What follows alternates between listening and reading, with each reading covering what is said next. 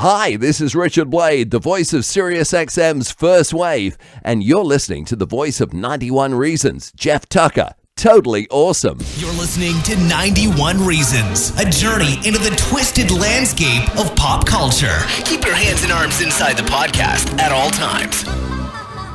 And now, the voice, Jeff Tucker.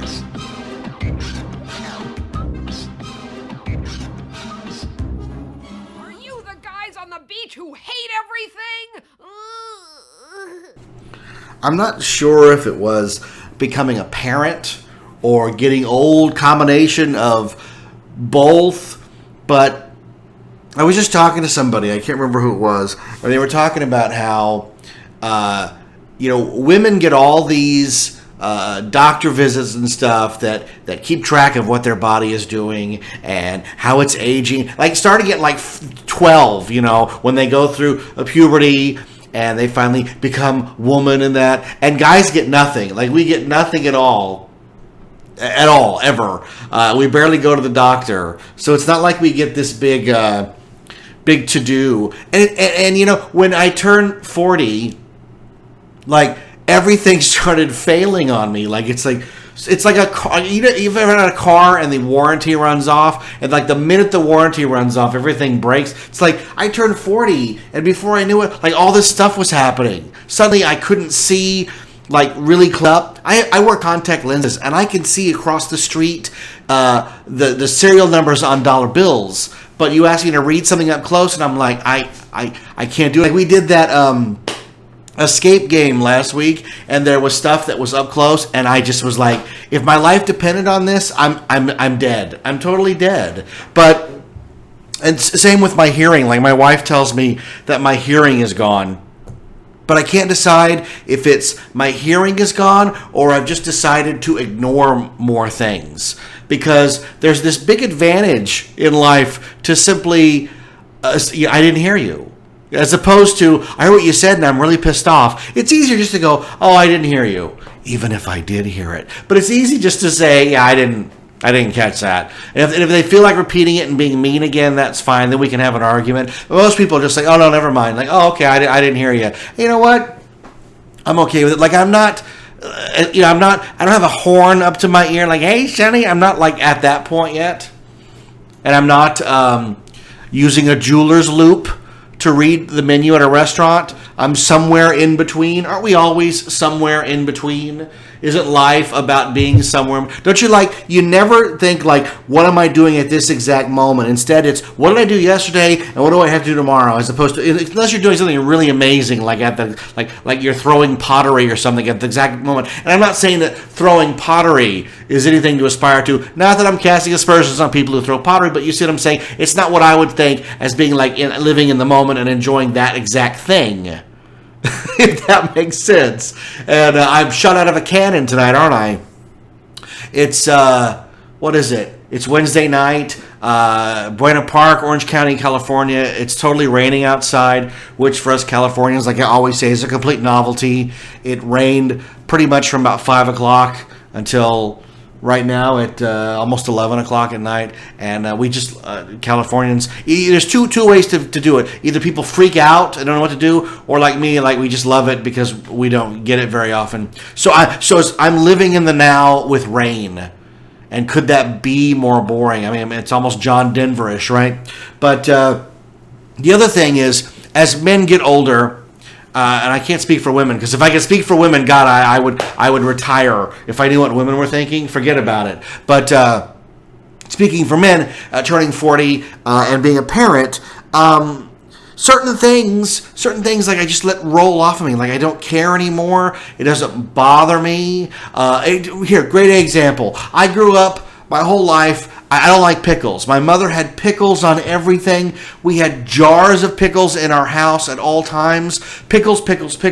When I started work at Knott's, one of my first jobs was working in the Silver Dollar Saloon, and I would sell pickles.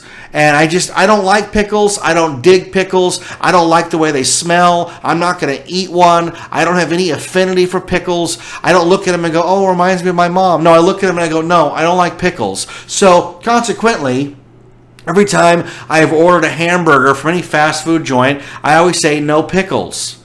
Like, I don't want to taste pickles. I don't want to taste the memory of pickles. I don't want pickles anywhere near my hamburger. And you know what? I turned 40. It's too much trouble. Because when you get it and it's got pickles on it, you're like, oh, it's got pickles on it. And I open it up. I take the pickle, I fling it out, and it's gone. And you know what? Maybe you taste the pickle or not. I don't know. I'm done. I'm done with pickles, pickle relish. But there's the weird thing, like, that used to be like a really big deal to me at a fast food joint. If the hamburger had pickles, I was sending it back. I was done with that hamburger. And now I just don't care. So I'm tolerant of certain things that used to really annoy me. Really annoy me. But other things pop up, and I'm like, this is hard to deal with. This is really hard to deal with. So I have a list here, and it's just a really short list. And I had a free moment here to sit out here and do an episode. So I thought, I'm going to sit out there in the rain and the cold because I love it. And I'm going to talk about things that I freaking hate. And that's completely at odds with them because I'm in a good mood. Had a good day, had a good eBay day, and hung out for a while, got good stuff in the mail. It's always, isn't getting stuff in the mail like the best? Like getting good stuff. Like, I started ordering stuff on eBay like 3 weeks ago out of China for my kids and for me and for Rachel. And it's stuff that's like $1, $2 shipped. Like, it's unbelievable how cheap it is. And it's just fun because every day more little tiny trinkets and stuff come in the mail, and that just makes me feel good, and that's a completely artificial, like, created moment, but I'm okay with it. Getting stuff in the mail has always been fun. When I was a kid, I had one of those books, I think I've mentioned it before, that was like 101 things to send away for in the mail, and I just sent away for everything. Like, I loved all that stuff. One time I'm the guy. I would sit down with the Publishers Clearinghouse sweepstakes. Now, you don't have to order magazines to enter, but it takes like 10 hours of, like, you put on that little green banker's visor, and you have to decipher what they want on you and put the stickers here and the stickers there, and then send it back. Like, it's a whole thing. But when I was a kid, I had unlimited time, so I was always entering sweepstakes and stuff. So getting stuff in the mail always triggers, like, good vibes, But the list that I have is not good vibes. Not good vibes at all. So we're going to delve right into a list of stuff that I hate. Brand new shirts that look used. I do not understand this phenomenon. I hate it. It sprung up, I would guess, about 10 years ago. Like, about 10 years ago, somebody decided that everybody wants shirts that look used. And I kind of got it, because in the 80s, they sold women jeans that were all ripped, like pre-ripped, because they saw, like, people were buying new jeans and ripping them. So they're like, hey, we'll rip them and charge you double. So it's a rip on a rip. But about 10 years ago, maybe early 2000s, Target started selling fake concert shirts and movie shirts and almost any shirt that they have, and it comes like it's pre-used. And I don't understand that, because I want to, when I buy a shirt, I want it to look new. And when I wear it a lot and it has age on it, I'll feel good because I will have worn it a lot and I will have a lot of memories wearing that shirt. And we've got such a weird society now of instant this, instant now, that we're even into brand new clothes that look freaking used. I don't get it. And if I had to decipher why is that? The only thing I can come up with is that people want to feel like they're in the know. Like it used to be, if you wanted an old concert shirt, you had to go to the concert back in the day, or you got lucky at a thrift store. But now you can get like a Led Zeppelin concert shirt that deliberately looks like it's from 1979 with like 100 washes already in it. That is so stupid to me. I want shirts that look new, vibrant, fresh, bright. And everywhere you go, all these shirts are made to look like somebody got them hunting treasure. And I think it like gives you instant credibility. Like, oh yeah, I went to the concert. No, you didn't. No, you didn't, because I've seen that shirt at Target with the same exact wear in the same exact spots. So don't tell me like oh God, it's so stupid. It's like if we didn't have previously worn looking shirts in the 80s, because if we did, like if somebody at school saw, like you bought a shirt and you took it home and you put it in remember acid washed and stone washed? Stone washed means they put it in the washer with rocks so that it would have like a pockmarked pingy look to it, right? So if I took, like, it's 1985 and no 84, and I took a Ghostbusters shirt and I roughed it up, it's like, I've been in Ghostbusters for years. You're like, no, the movie came out last week. This shirt was new when you wore it on Tuesday. Are you taking like bricks to your shirts and messing them up? That's stupid. Yet today it's like that's the norm. Like, you have to go out of your way. You have to go to a convention to get a Star Wars shirt that doesn't look used.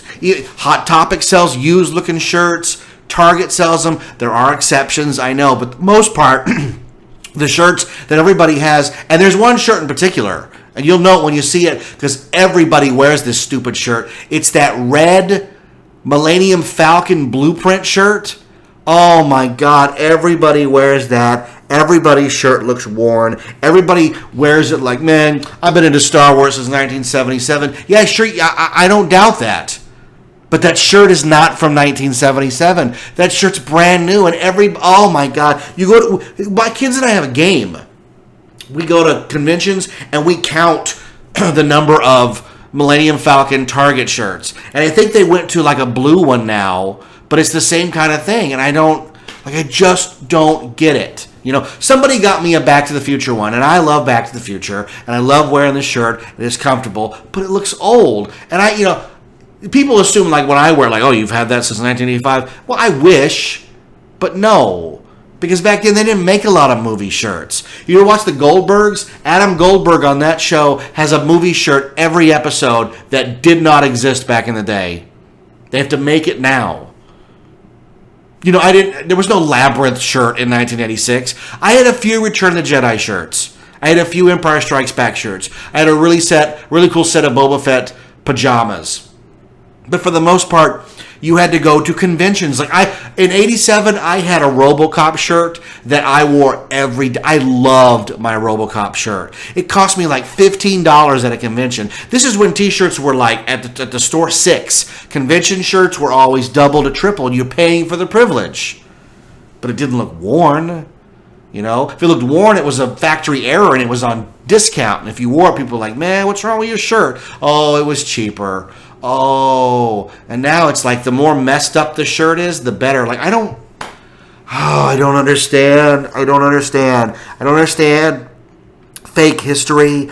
I don't understand fake wear, fake use. If you like the shirt and you wear it enough, it will have use. I'm wearing a Chive shirt right now from the website that the image is hardly there anymore because I wear it so much.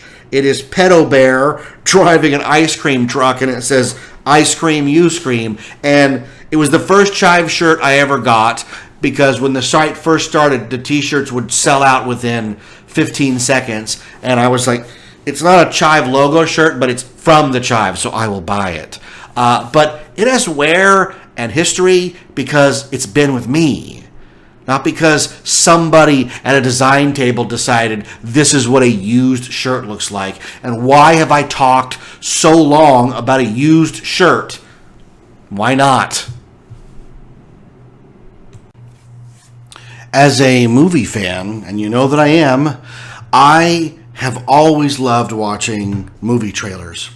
To me, the cinema-going experience is not complete unless there's movie trailers. Now, there can be too many, and we'll talk about that soon.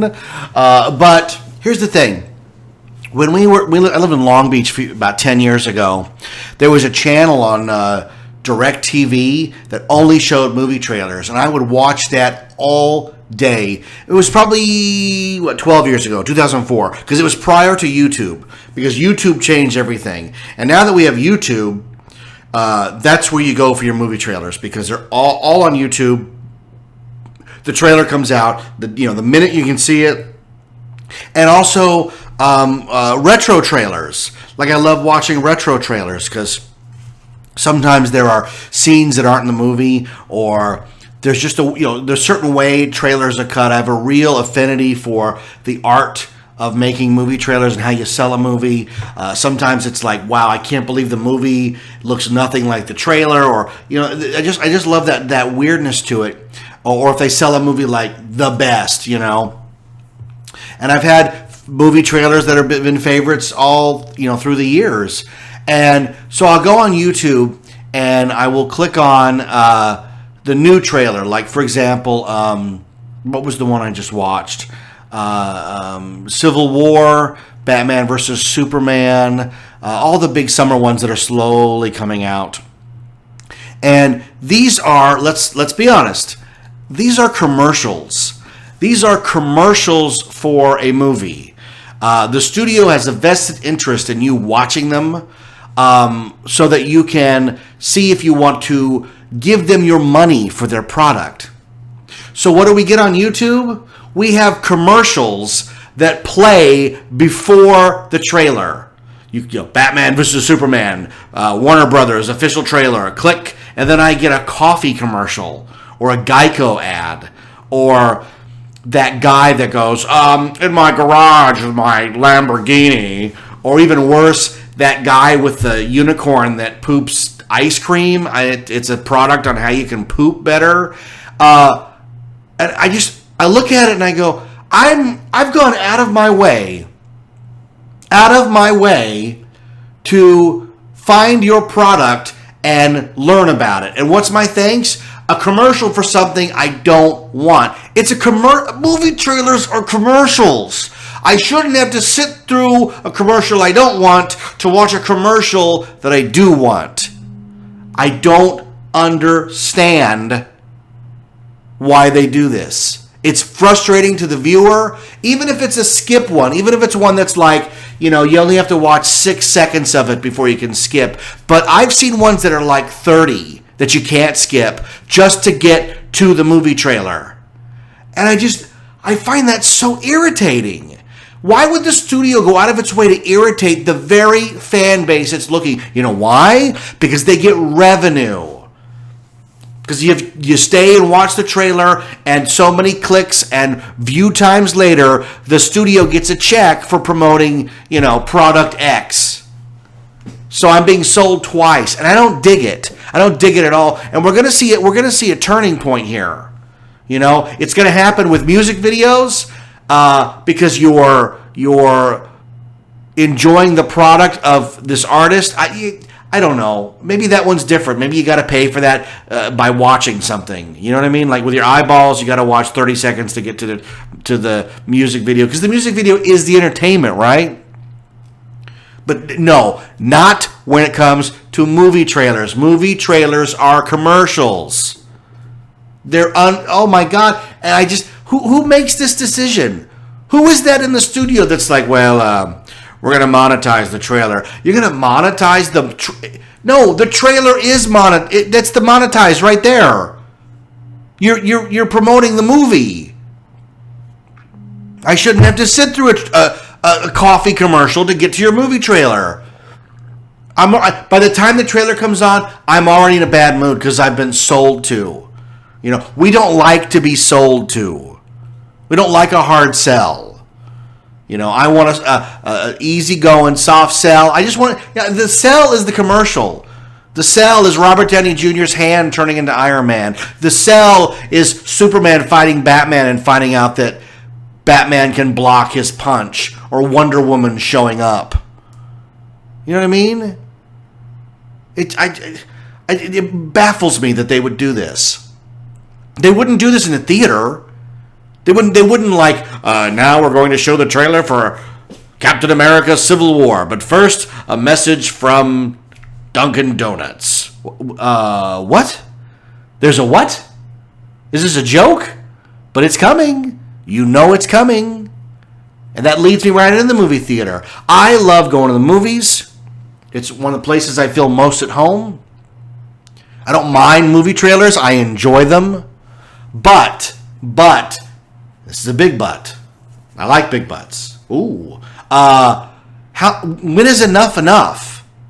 And with this trend now that a lot of prestige movies are longer and longer. They had to publish now the showtime of the presentation, and they also have to say that the movie's actually going to start long after that. Because if you ever busted your butt to get to a movie theater, I know me, man. I've run red lights. I've run over school children. Get out of the way. I gotta get to the movies. It's gonna start. Wow. Oh my God, he hit that kid. Just run faster. We have to lock the car. No, don't lock the car. We gotta get to the movies. How many, sir? 2. You can see there's 2 of us. 2 for the movies. The one that's starting right now. Get in there. Let's go. Tear the ticket. We've got to go. You want popcorn? No, there's no time. And you sit down, and there's a half hour of trailers. A half hour of, not even half hour of trailers, a half hour of nonsense before the movie starts. Because they have to tell you where you're at because you forgot. Welcome to AMC Theaters. Really? I couldn't read the giant letters on the way in. Well, welcome. It's a movie-going experience. Drink soda, buy popcorn, gift cards. Okay. What's next? And then the trailers start in earnest. And here's the thing. I just went and saw Deadpool, and I haven't figured out if I'm going to do a review because I think I'm going to see it again. But I went and saw it at a Krikorian theater. Now, Krikorian theater, there weren't a lot of trailers. There might have been... The limit, I think, should be 4. Because once you hit 5 and 6, you don't even remember what you saw first. And if you can't remember that, it's so funny when somebody tells me they went to the movies to see something new. I go, "Oh, any good trailers?" They just sort of look at me. What?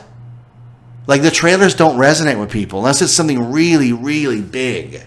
They just don't resonate the way they used to because YouTube takes away all of the surprise wow factor of that. They did show a Red Band trailer for the Grimsby brothers in front of Deadpool that was beyond filthy. I was shocked. Sacha Baron Cohen has no problem with nudity, of his own nudity. Oh my goodness. And the language, woo, this was dirty. But what Krikorian does is, I can remember back in the day, you'd sit and watch trailers, and when one trailer would end, the whole thing would go boom, boom, boom, boom, boom, boom, and then go to the next trailer, because they'd actually have to cut the film and glue it together, and they didn't care how clean a cut it was, or if there was an audio bump, it just went boom, boom, boom, boom, right to the next trailer. The big green, really staticky looking, approved for all audiences. Well, Krikorian, because it's digital, they're just stacked and racked on top of each other as fast as they can throw them out there, and it's kind of abrupt because some of the trailers like to end on that big punch joke, boom, punch at the end, and then before you can get your laugh out, the next trailer's already started, and you're like, oh my God, it's coming so fast and furious. So what AMC does is in between the trailers, they put a giant AMC title card, the name of the movie, and the day it comes out. And when they first started doing that, I got really irritated because AMC loves to play as many freaking trailers as they can before the movie. And this just prolongs it. It's like, are you guys kidding me? 7, 8 trailers plus the title cards in between? You're just milking this. But I actually have grown to like that because it offers a buffer between the trailers so that you can laugh, this movie comes out September 2nd, and then the next trailer starts. So I'm okay with that. What I'm not okay with is just the length of these things. They just don't care about your time, and I love going to the movies, but, a lot of movies these days are nearly 3 hours. So when you add in all this preamble, gift certificates, popcorn, soda, no smoking, put your trash away, 7 or 8 trailers, some movie-based parody that tells you to turn your cell phone off. You're actually going over 3 hours on some of them. That's excessive. That's excessive. And I actually, me, because I got a big mouth, I actually left the theater once And I went up to the manager. I said, "Is the manager here? How can I help you, sir?" I said, "I'm in watching, it was one of the Lord of the Rings movies." And he said, "Yeah." I said, "Is it ever going to start? Because these movies are 3 hours. And we've sat through 30 minutes of trailers." "Well, it's about to start soon, sir." I said, "I'm going to be here all day." I go, "You should have said something. I would have brought a pillow. I would have brought a seat cushion. Come on, man." And you know what? They have those seats now at AMC that recline all the way into a bed. I would have just, zonked out, slept through the entire thing. If Lord of the Rings was released now in those director's cut, and then they had trailers before of them, we'd never get anything done. It's fascinating what they think people will deal with. And, God bless them. God bless them. I know the theater owners and the operators have a tough job, because when somebody like that idiot that shot up the Dark Knight Rises, the Joker guy out of Colorado, I know when he does that, you have to deal with it. And I don't envy them. But it's funny because the commercial they air, they're the only ones that do it. Some of the theaters will go "In the event of an emergency, please take note of where the emergency exits are located in your theater. They could be in the front, back, and side." It's just the generic, look for the exit, folks. We don't know where they are because this guy who said it for every theater in America. And the way AMC deals with it is a giant robot. She's like, if there's an emergency, if a giant robot attacks, and you see the giant robot attacking all the little AMC red dot people things, and I turned to one of my kids, my oldest child, and I said, the robot's supposed to represent the gunman in Colorado. And they were like, "Oh, I hadn't thought about that." I go, "Yeah, they're trying to take a lighthearted look, not a lighthearted, that's the wrong choice of words, an acceptable way to tell people if there's an emergency, and it ain't gonna be a giant robot, they tell you to leave the theater and then get to a safe distance from the theater." So again, I know they have a tough job in that. My gripe is, I get it. You have to play all that stuff. You want to tell people where they're at. You want to tell them to be safe, where to throw trash. You want to tell them to eat all the stuff you sell at overpriced rates. But if you're going to do all that, why don't you look at the runtime of the movie and then base how many trailers you're going to show? Because by 7 or 8, man, I'm done. Because I've already seen them on YouTube, because that's the kind of guy I am. And you're killing us. You're killing us. And the worst that these theaters do is when they show a trailer, and I swear to God they've done this, they show a trailer for a movie that's already playing. Are you kidding me? That movie's 2 theaters over. Well, in case you want to... No, I don't. In case you want a movie that's playing next... No, I don't want to see what's playing next door. Tell me what's playing next month, but not next door. Oh my God! And then some of them, the movies never come out. We saw a trailer. Rachel and I remember seeing a trailer. It starred Angelina Jolie and Billy Bob Thornton, and it was I think it was Patrick Swayze. Some movie about driving to Vegas or something, and it never came out. And they showed that trailer over and over again. And sometimes that happens. I get it. Something happens with the movie, but I just remember going, I don't think that movie ever came out. Oh, it doesn't matter because there's 10 more trailers on the way. Oh, great. And title cards in between. Are you kidding me? Please. Or even almost as bad as that is when a trailer is attached to a movie. Even if, because normally the movie you go see, they try to throw 5 or 6 good trailers of movies that are similar, and then sometimes they'll throw in a curveball, maybe you like this one, but they try to keep it in the genre or close to the genre. But sometimes the studio's look, we've got a hit, we know 1 million people are going to see it, and this trailer is going on. And that's why right before Phantom Menace they showed us a trailer for Leonardo DiCaprio's The Beach, and I remember the entire theater groaning, oh, This is in the huge throes of, we're only a year and a half from the run of Titanic, and we were done with DiCaprio. He's grown on me since. I thought The Revenant was absolutely brilliant filmmaking, but sometimes the trailers, they just backfire on you. And that one really bad, because that movie bombed. Nobody went and saw that. And think about how many people saw Phantom Menace opening weekend. And nobody from that crowd went to see The Beach with DiCaprio. No way. I got kids. And no matter what you say when the kids are young about how you're going to only eat healthy and have food cooked at home, and we're going to be a Norman Rockwell painting every night, eventually you give in and you go get fast food. That's just the way that goes. The kids want it. You want it. You don't want to be in the kitchen every single night of your life. You don't want dishes. You want drinks that are refillable 5 feet away. So eventually all parents end up at fast food joints. It's just the way life is. I just remember telling Rachel when Luke was born, like, well, I hope you enjoyed your McDonald's run because we're never going back. And then she's like, sure, pal.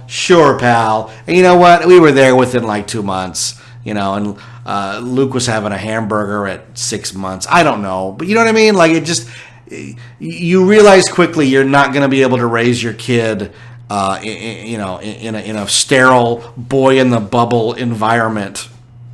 But here's the thing, and this is what I'm getting at. I get that fast food joints in general all went to the soda fountain is outside, and I'm a big fan of that because I like to have refills. Put it out, that's great. Some don't. Chick-fil-A doesn't, but most of them, it's out in the lobby. You get your cup, you fill it up. It's fabulous. You don't like what you want, you get something else. It's great. It's the way it should be. No worries about that. Because growing up, that was never a thing. Carl's Jr. was the first fast food joint about 1988 to offer all-you-can-drink refills. Like, it was a big deal. The ad was a giant cup with a guy hanging on the edge that was like, all-you-can-drink. I remember my friends and I going there. There was one Carl's Jr. in Norwalk, up by Norwalk Square, and going in and like, oh my God, I can drink more than one Coke. I don't have to make it last the whole meal. I can drink as much soda as I want. Like, for a kid 15, 16, that was like heaven on earth, man. And I drank a lot of soda. Oh, I drank gallons and gallons of it. We would go to a place like that, get a cup, and stay 3 hours drinking all that soda, man. Drink. Right? Because up until that point, it was all behind the counter, and there were no refills. Forget about it. You finish your Coke, you're out. You want another one? It's, $1.80, $1.50. I shouldn't say that. Coke used to be $1. I know McDonald's did that recently for a while, but they're back to like, when did a cup of soda become $2? It's just water with flavoring in it. But here's the thing: you go up, you order your food, and they repeat the order back, and you pay for it, and they go, okay, you're number 17. And you go, can I get the cups, please?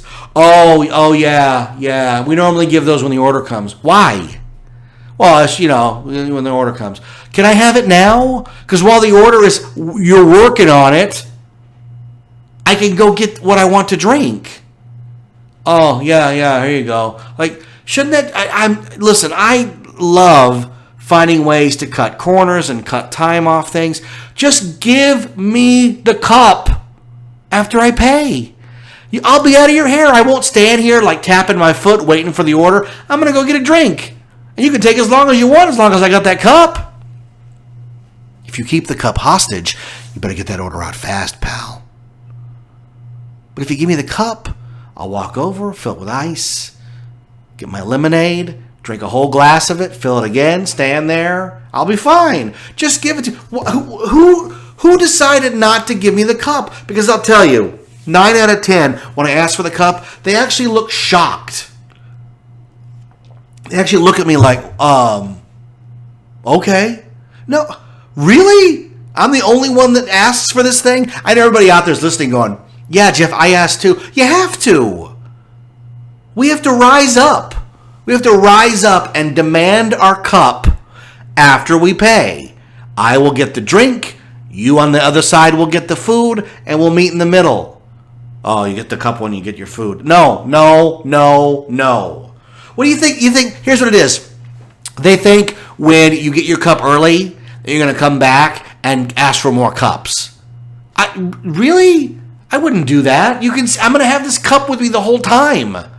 Because if you notice sometimes at McDonald's, when they give you the cup, they scratch their finger on the receipt.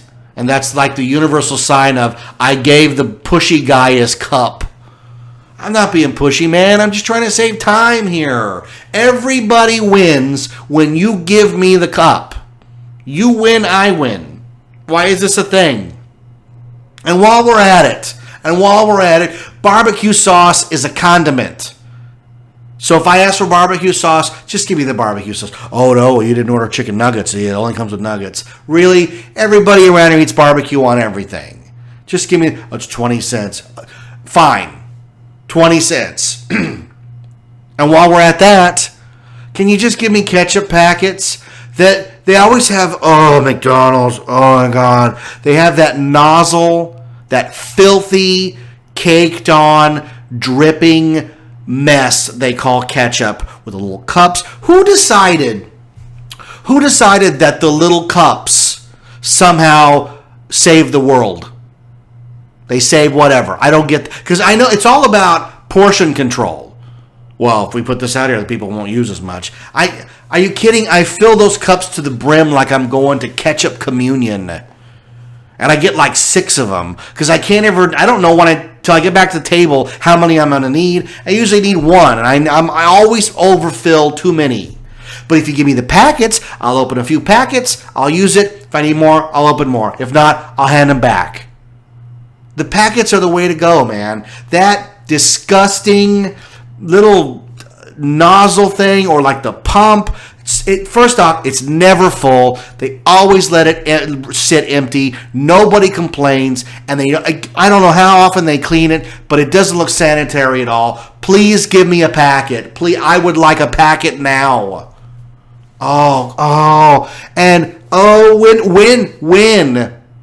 When did they stop putting the packets in the bag automatically? Remember that? It was about 5-6 years ago. You'd get home from the drive-thru and there's no ketchup. Where'd the ketchup go? I didn't get ketchup. Oh, they didn't put it in. So now they did this. The fast food company did this. They trained me to ask for ketchup. I didn't used to ask for ketchup. It used to just be in the bag with napkins. But now it's not. Now the ketchup's not in the bag. So, lo and behold, anybody who messes with me in the drive-thru. Here's your order, sir. Is there ketchup in the bag? Oh, ketchup? Can I have some ketchup, please? Oh, how many did you want? 30. What do you mean 30? 30. You asked. If you just put 6 in the bag, we wouldn't be having this conversation. But first you didn't put it in, and second, you asked me how many I wanted. I want 30. We can't have 30. Well, how many can I have? 10. Fine, I'll take 10. Put 10 in the bag. Again, if you just put 6 in the bag without asking, 4 of them would be still in your restaurant. Oh, God, the ketchup. When did ketchup become a controlled substance? It really is. It's stuck behind the counter. You have to ask for it. Del Taco just recently started putting ketchup and sauce on the tables. Thank you. Because you always feel like, I got to go up and I got to ask for this. They're going to ask how many, and I don't want to know. Just put it in the bag. Just meet me halfway. And on the other topic, napkins. I remember, 15 years ago? Napkins. You got a napkin out of the dispenser, you unfold it, you put it on your lap. Now you get a napkin out of the dispenser, you can't unfold it. It's like one piece. It's folded on itself, but it doesn't open up. It's a little thin piece of nothing. And I know that everything we're doing now is about profit and making people feel good about themselves. So there's a fine line between crappy napkins that save the company money and crappy napkins that save the environment versus quantity. If you're going to make the napkins crappier, I'm just going to use more. It's not like I used to use 3 napkins. And now I use 3 napkins, but they're half the size. No, now I use 6 or 8 because there's nothing to them. They don't do anything anymore. What happened with napkins that they're so bad? There's like who knows what they're made? They're made of, you could almost see pulp in them. They're so cheaply made, and you need so many of them to do the job that a few used to do. You know, I sometimes go to fast food joints that have good napkins just because, I mean, that's what, can you imagine? Like, that's the draw? Why do you go there? The food? No, I go because the napkins are good. Jeff, you need help. I know. I'm ranting about napkins and ketchup and barbecue sauce and when they give me the cup. But this is my life. This is the stuff that affects me. Okay? But God, those napkins suck, man. We go to Carl's Jr., there's a napkin dispenser on the table. I am pulling so many napkins out of it. I look like one of those magicians, you know, when they pull the silk out and it's like 3 miles long. That's what that's what I'm doing. It just never ends. Things are so cheap. And I don't like it can't save any money because I'm just using more. It can't. Water bottles. Remember water bottles? You could hold a water bottle, reach up, and take the top off. Then you took a drink, and that was a water bottle. And now you hold the water bottle, you take the top off, and the most minute baby grip squeezes the bottle so much that water shoots out everywhere. Whoever, there's a guy somewhere, whoever invented these thin water bottles that are almost not a bottle. They almost don't exist. Whoever this guy is, I would like to meet him in a dark alley. I would like to hurt him very badly. You can take a water bottle, empty, and crush it almost to the size of a walnut. That's not good. Oh, it's good for the environment, Jeff. But it's not good for me because every time I take a drink, I get water everywhere. So I'm wasting most of the water that I purchased in the first place. God, oh my God. And you remember, like, it happened like almost overnight. Like, water bottles went from like, oh, I got a water bottle to, oh God, I got a grenade that shoots water everywhere. When did this happen? It happened the same time that ice cream stopped being served in half gallons. Like when I was a kid, my mother would send me to McCoy's Market for a half gallon of ice cream. And now you go get ice cream and it's like 3 1/4 quart 0.2.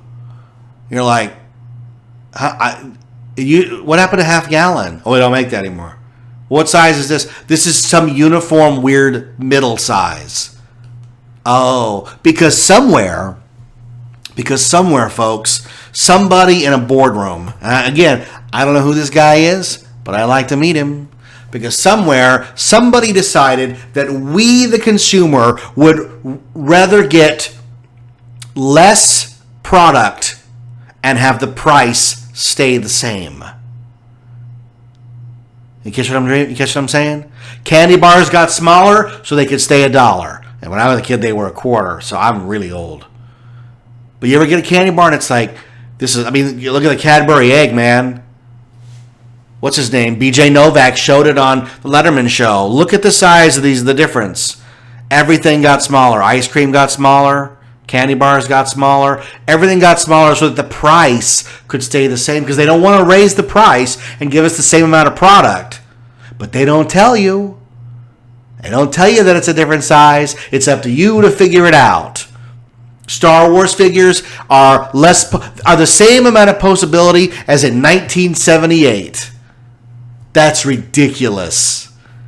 A $10 Star Wars figure has the same 5 points of articulation as one that I got in 1978 for $1.91 at Best Products. That's an embarrassment.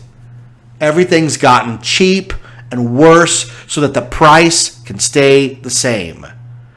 I'd rather pay a little more and get the product that I'm used to. And I don't know why they don't offer that option. You know, we're all okay. They took the dumbest member of society and they cater to that person. You know, that poor fragile being is being catered to while the rest of us get less ice cream.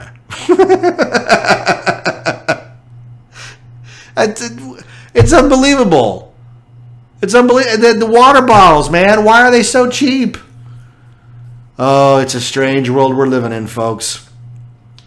A strange world indeed, where a guy gets in front of a microphone for 40 minutes and talks about all the stuff that bother him.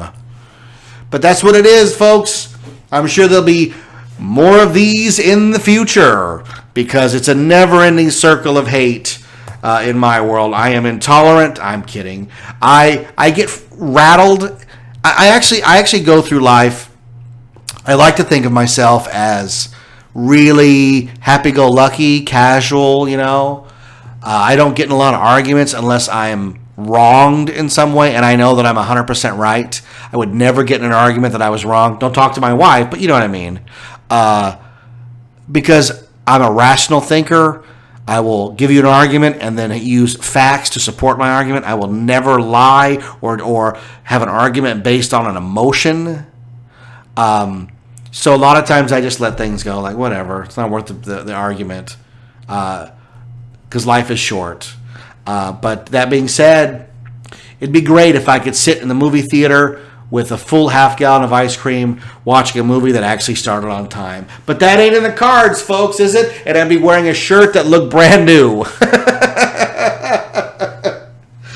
Oh, my God. Well, it's the middle of the night, and I got to get to bed because I got a big weekend coming up. By the time this show airs, I will have already performed at the Improv on Melrose in Hollywood. So thanks to everybody who showed up for that show. I have another weird show coming up. Check our Facebook page. On Monday, February 29th, I will be in Long Beach at a restaurant for a storytelling competition. If you're interested in that, you can contact me on Facebook, my personal page, or the 91 Reasons page. Or I'm also on Twitter at The Sixth Key, TheSixthKey. I try to respond to everybody there. Not that there's a lot of people clamoring for me, but you never know. You never know. So, from the Cafe 80s in beautiful Buena Park on this rainy Wednesday night, I am the voice. I am Jeff Tucker, and the show is 91 Reasons. Thanks for listening to 91 Reasons. Please subscribe and leave a review on iTunes. Find us on Facebook. Is anyone even still listening? Are you the guys on the beach who hate everything?